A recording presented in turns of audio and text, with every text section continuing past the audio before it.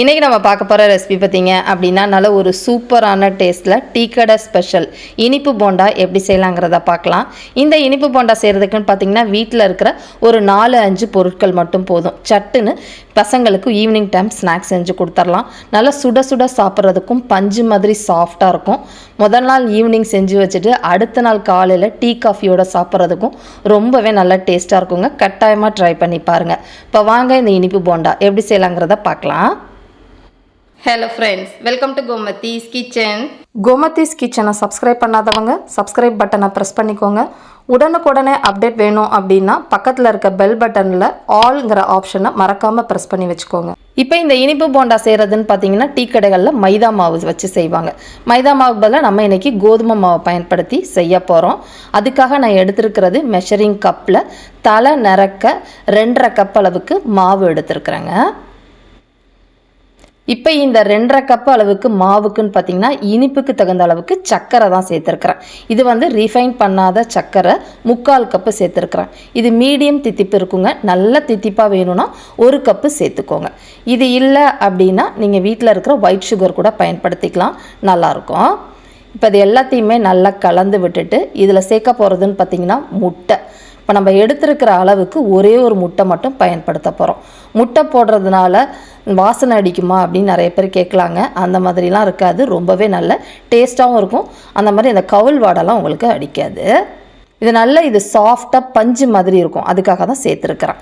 இதுலேயே ஒரு 1/8 டீஸ்பூன், அதாவது ஒரு சிட்டிகை அளவுக்கு மட்டும் உப்பு சேர்த்துக்கோங்க. அடுத்ததாக இன்னுமே நல்லா சாஃப்டாக வரணுங்கிறதுக்காக 1/4 டீஸ்பூன் அளவுக்கு பேக்கிங் சோடா இருக்குது பார்த்தீங்களா, அது சேர்த்துக்கலாம். அதாவது ஆப்ப சோடா சேர்த்துக்கோங்க. இதுலேயே ஏலக்காய் பொடி ஏற்கனவே சர்க்கரையில் பொடிச்சு வச்சுருக்கிறேன், அதுலேருந்து 1/2 டீஸ்பூன் சேர்த்துருக்குறேங்க. இது கிட்டத்தட்ட ஒரு 4 ஏலக்காவை கொஞ்சமாக சர்க்கரை போட்டு பொடிச்சு சேர்த்திங்கன்னா எவ்வளோ இருக்குமோ அந்த அளவுக்கு சேர்த்துக்கோங்க. இப்போ முதல்ல முட்டையோட மாவு எல்லாத்தையுமே கலந்து விட்டுக்கலாம். இப்போ நல்லா இந்த அளவுக்கு கலந்ததுக்கப்புறமா ரூம் டெம்பரேச்சர் நார்மலான தண்ணி ஊற்றி நல்லா கொஞ்சம் சாஃப்டாக மாவை பிசைஞ்சுக்கோங்க. ரொம்ப கெட்டியாக பிசையக்கூடாது. முதல்ல இந்த அளவுக்கு பிசைஞ்சதுக்கப்புறமா அந்த சர்க்கரை வந்து இலகி வரும். அதனால் கொஞ்ச நேரம் பிசைஞ்சு பாருங்கள். ரொம்பவே ஃபஸ்ட்டு தண்ணி ஊற்றிட்டிங்கன்னா சர்க்கரை வந்து ஊறி இலகி வரப்போ ரொம்ப தண்ணியாக போயிடும். ஏர் பபிள்ஸ் வர மாதிரி கொஞ்சம் இந்த மாதிரி அடித்த மாதிரி பிசைஞ்சு விடுங்க. இப்போ பார்த்தீங்கனாலே தெரியும், மாவை வந்து ஒரு 5-6 நிமிஷம் கலந்து விட்டு இந்த மாதிரி வச்சுருக்கிறேன். இது இன்னுமே சர்க்கரை வந்து இலக்கம் கொடுத்து தண்ணி ஆகும். ஸோ இந்த கன்சிஸ்டன்சியில் பிசைஞ்சிட்டு இது குறைஞ்சது ஒரு 2 மணி நேரம் நல்லா ஊற விட்டுருங்க. இது ஊற தான் நல்லா பன்னு மாதிரி பஞ்சு மாதிரி சாஃப்டாக இருக்கும். இப்போ நான் வந்து பார்த்திங்கன்னா மத்தியானம் லஞ்சு முடிச்சுட்டு செஞ்சு வச்சேன், ஈவினிங் பசங்க ஸ்நாக்ஸ் சாப்பிட்றதுக்காக. கிட்டத்தட்ட ஒரு 2 மணி நேரத்துக்கு மேலேயே ஆயிடுச்சு. நல்லா மாவும் ஊறி அந்த சர்க்கரை இலக்கம் கொடுத்துருக்கு பார்த்திங்களா. அதுக்கப்புறம் நான் கொஞ்சம் கூட தண்ணி ஊற்றலைங்க. இந்த அளவுக்கு மாவு இருக்கணும். அதாவது ரொம்ப தண்ணியாகவும் இருக்கக்கூடாது, ரொம்ப கெட்டியாகவும் இருக்கக்கூடாது. இந்த மாதிரி இருக்கப்போ தான் சாஃப்டாக இருக்கும். அப்படி இல்லைன்னா கல் மாதிரி இருக்கும். லைட்டாக கையை வந்து ஈரம் பண்ணிவிட்டு எடுத்து நீங்கள் உருட்டிலாம் போடணும்னு அவசியம் இல்லை. அப்படியே எடுத்து எண்ணெயில் போட்டிங்கனாலே அதுவே உங்களுக்கு உருண்டு வந்துடும். இந்த மாவு புளிச்சதுக்கு நம்ம போட்டிருக்கிற அந்த முட்டை ஆப்பச்சோடாலாம் போட்டிருக்கோம் பார்த்திங்களா, நல்லா உங்களுக்கு பந்து மாதிரி வரும். இப்போ இது எல்லாத்தையுமே பொரிச்சுக்கலாம். இதை பொரிக்கிறதுன்னு பார்த்திங்கன்னா உங்களுக்கு ஏற்ற மாதிரி சின்ன சின்ன சைஸாகவும் நீங்கள் பொரிச்சுக்கலாங்க. இல்லை வேணும்னா பெரிய பெரிய போண்டாவும் போட்டுக்கலாம். பெரிய போண்டாவாக போடுறப்ப தீயை கொஞ்சம் மீடியமாகவே வச்சு வேக விடணும், இல்லாட்டி உள்ளே உங்களுக்கு மாவாக இருக்கும். சின்ன போண்டாவாக போட்டிங்க அப்படின்னா டக்குன்னு நமக்கு வெந்து வந்துடும். ஸோ உங்களுக்கு விருப்பத்துக்கு தகுந்த மாதிரிக்கு போண்டாவை போட்டுக்கோங்க.